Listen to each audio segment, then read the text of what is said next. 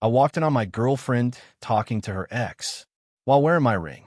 I, 29M, have been dating Emily, 27F, for almost 3 years now.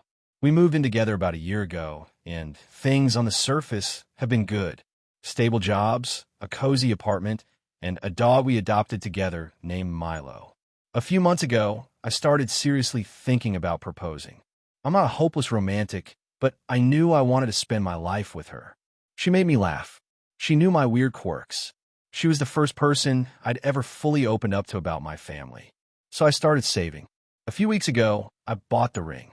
It was a modest solitaire, elegant, nothing flashy, but I'd had it custom engraved with something meaningful to us.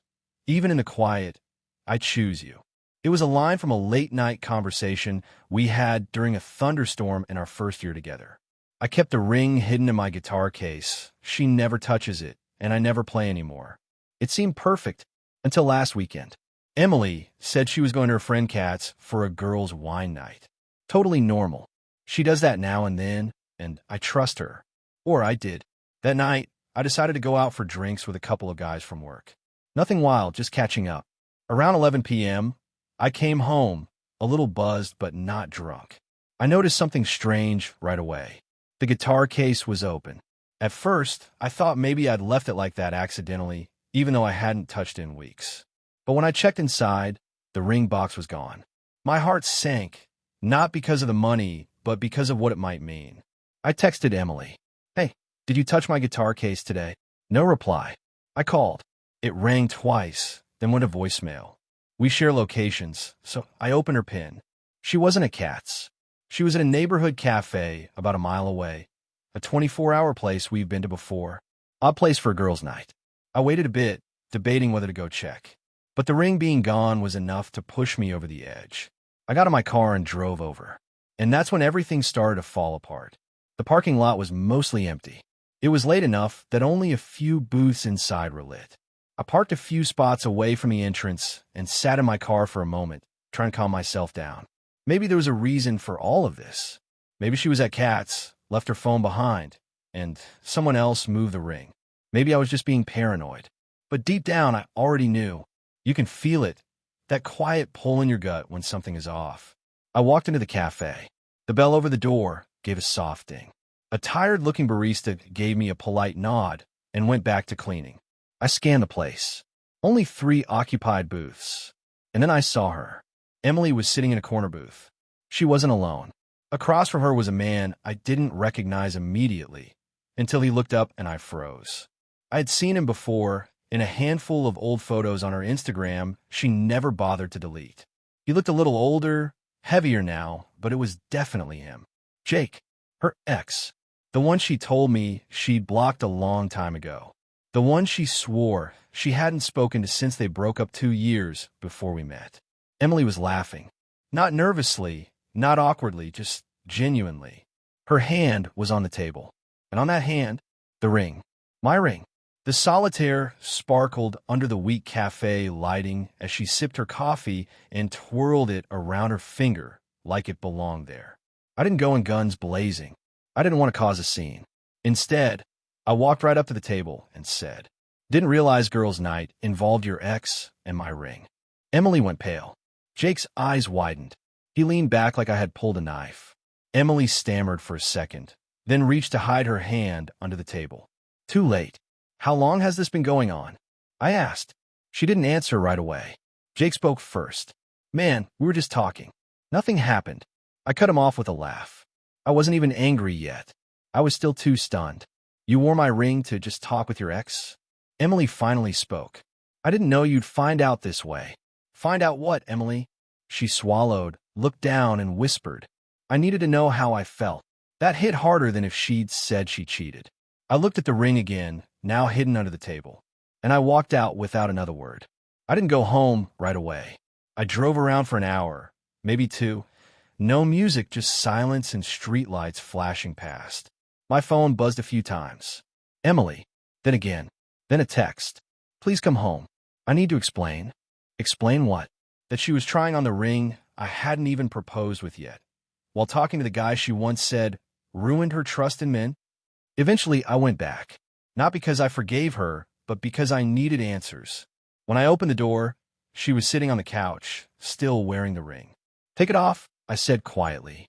She hesitated, then slowly slid it off and set it on the coffee table like it was just a piece of jewelry and not the symbol of a future we'd been building together. Milo came trotting up to me, tail wagging, totally unaware that his whole little world was unraveling. I sat down in the chair across from her. "Start talking." She took a breath. "I didn't plan for this to happen, okay? I found the ring by accident when I was looking for your passport. I didn't even open the case at first. But you did." "Yeah, I did. And when I saw it, I panicked. I thought I'd be excited, but instead, I felt this weight. And I couldn't tell if it was fear or guilt or something else. I hadn't thought about Jake in forever, but when I saw the ring, I realized I still had questions I never dealt with." I stared at her. I wanted to yell. I wanted to cry.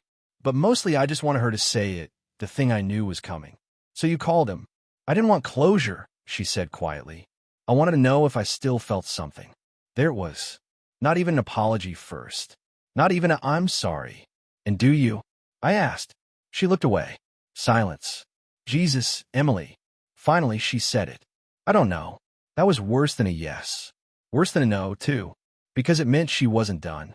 She told me they'd only met twice. Once for coffee the week before, and tonight. She insisted nothing physical happened. That it was just emotional confusion. But wearing the ring? That wasn't confusion. That was calculated. I picked it up off the table, turned it over in my hand, and read the engraving again. Even in the quiet, "I choose you." I set it back down, stood up, and said, "You made your choice. I'm just the last to find out." Then I packed a bag. She cried. She tried to stop me. She swore she didn't want to lose me. But you don't try on forever while dragging the past into the room. I stayed with my brother for a few days after leaving.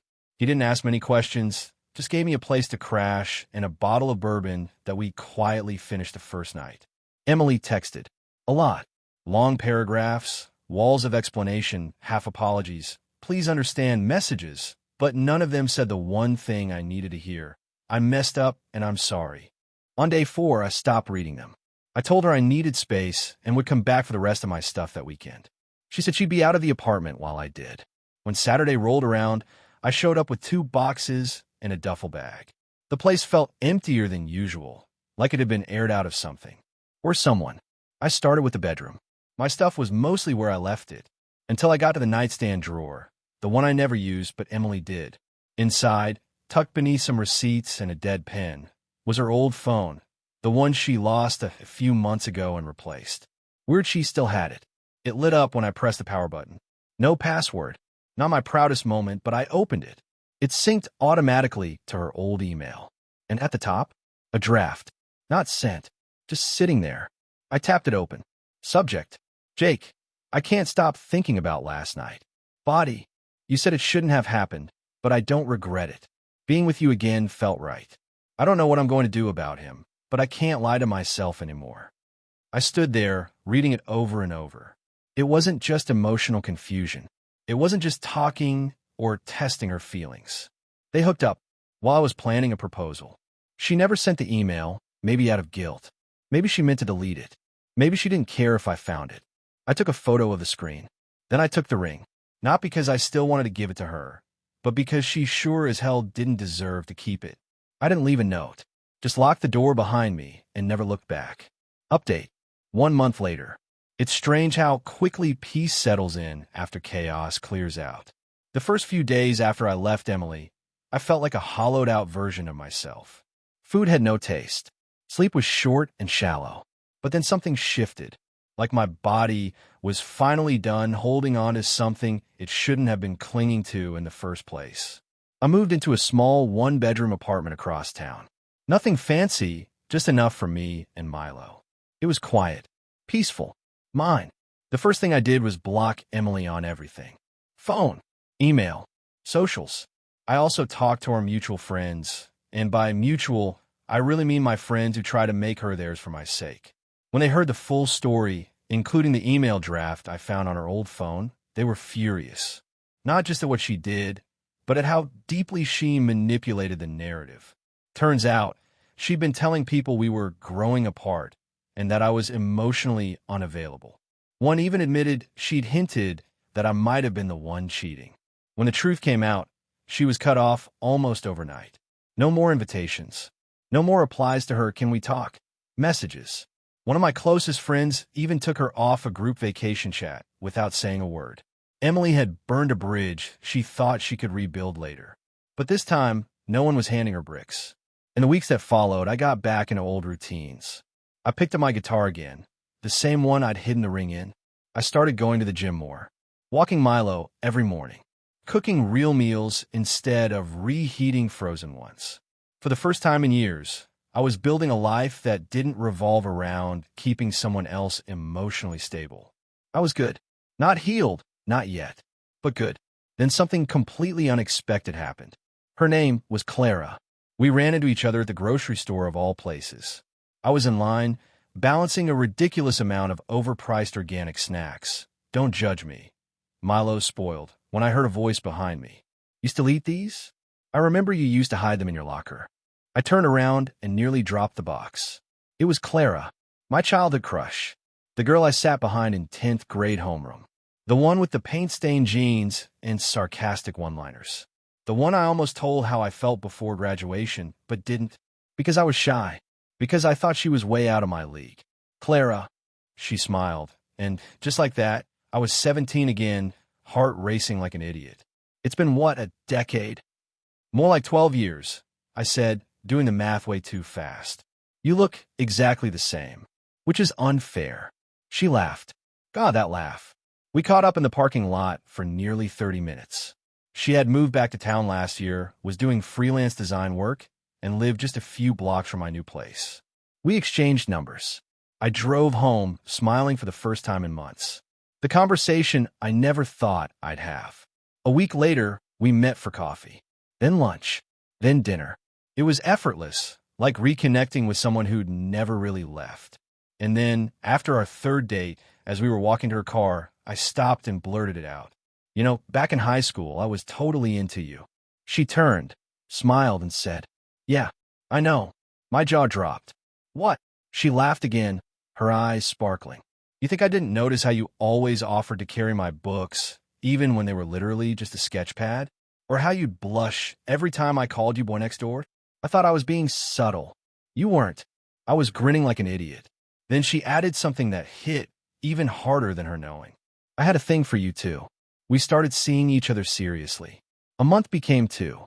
Sleepovers turned into full weekends. Her things started finding a place in my apartment: a toothbrush, a sweatshirt, her favorite mug. By the 3rd month, we weren't really dating anymore. We were building something real. Emily started showing up again. Not physically at first, just indirect. Block numbers trying to call me. Fake accounts following me. A burner Instagram messaging one of my friends asking if I was seeing anyone new. Then came the email. Subject: "I know I messed up, but I still love you." I didn't respond. A week later, I got home from work to find her waiting outside my apartment building. Hair done, makeup perfect, holding a to-go coffee cup like it was a peace offering. "I just want to talk," she said as I approached. I looked her dead in the eye and said, "There's nothing to say, Emily." But she wouldn't leave. She said she missed me, that she'd been going to therapy, that she made the worst mistake of her life and didn't realize what she had until she lost it. I kept my voice calm. "I'm with someone else now. I'm happy." She didn't cry. She didn't yell. She just looked at me and said, "Is it serious?" I didn't answer. Instead, I walked past her, unlocked the front door to my building, and held it open. "If you really want to talk, you can come in, but you need to hear the truth." She stepped inside. Clara was in the kitchen, barefoot in one of my old t-shirts, pouring tea into a mug. She turned as we entered, confused for a half second, then saw Emily and instantly understood. Emily froze. Her eyes darted from Clara to me, then to Clara's mug, the one that said, "World's okayest girlfriend." She opened her mouth like she wanted to say something and didn't. Clara gave her a polite, sharp nod. "Hey, you must be the ex." Emily looked like she just swallowed broken glass. "You live here now?" she asked. Clara smiled. "Not officially, but yeah, pretty much." Emily turned to me. Her voice cracked. "You move on that fast." I didn't hesitate. No, I moved on the moment I realized I deserved better. And for once, she didn't argue. She didn't cry. She just looked at the floor, nodded, and left. After Emily left, the door clicked shut behind her, and the silence that followed was peaceful. Not heavy, not awkward, just quiet, the kind of quiet that comes when something final has happened. Clara stepped up behind me and gently touched my shoulder. "You okay?" I nodded. "I think I've been waiting for that moment longer than I realized." She smiled. "You handled it better than I would have." "What would you have done?" "Thrown the tea in her face." We both laughed, and that laugh felt like freedom. I wasn't angry anymore. Not at Emily. Not even at myself. The closure I'd been chasing, the justice I thought I needed, it didn't matter anymore. Because I'd already walked through the fire.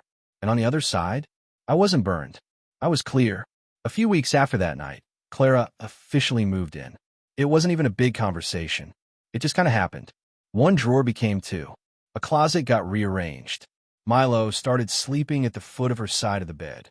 She painted one of the walls in the living room with this deep, mossy green the first never would have picked myself. But looked amazing. Warm. Lived in. Like a real home. And that's exactly what it became. Not just a place I stayed to avoid the past, but a home built on presence. On honesty. On something mutual. We started doing small traditions. Sunday pancakes, Wednesday horror movie nights, Friday night walks with Milo, and a shared milkshake. Little things that slowly became ours. It was late, maybe 1 a.m. We were lying in bed, the room lit only by the soft glow of the street lamp outside. "Do you still think about her?" she asked quietly. I didn't lie. Sometimes, but not in the way I used to. How then? I turned to face her. Like someone I used to know. Someone who made me forget who I was for a while. But not anymore. She nodded, satisfied with that. "Good. You?" I asked. She smiled. "I still think about the shy kid who never told me how he felt in high school. What a loser. A very sweet loser." Emily did try one more time. It came in the form of a handwritten letter delivered to my mailbox with no return address. Neatly written, for pages long. She talked about everything, from the moment she first found the ring, to how things spiraled, to the guilt that kept her up at night. She apologized. For real this time. No blame shifting. No manipulation. Just a raw, honest letter. She ended it with, "You don't owe me anything, not even forgiveness. But if there's a version of the future where we could ever speak again, even just as people who once loved each other, I'd take it." I read it twice. Then I tucked it into a drawer I rarely open. Because the truth is, forgiveness doesn't require a reunion. It just requires letting go. The ring? Oh, right. I never told Clara about it in detail. I didn't need to. She knew there was a past. She never pried. She never asked what I did with it. One afternoon, while cleaning out a box, I found it again, still in its little black case, still engraved with those words. Even in the quiet, "I choose you." I thought about selling it. Thought about throwing it into a lake.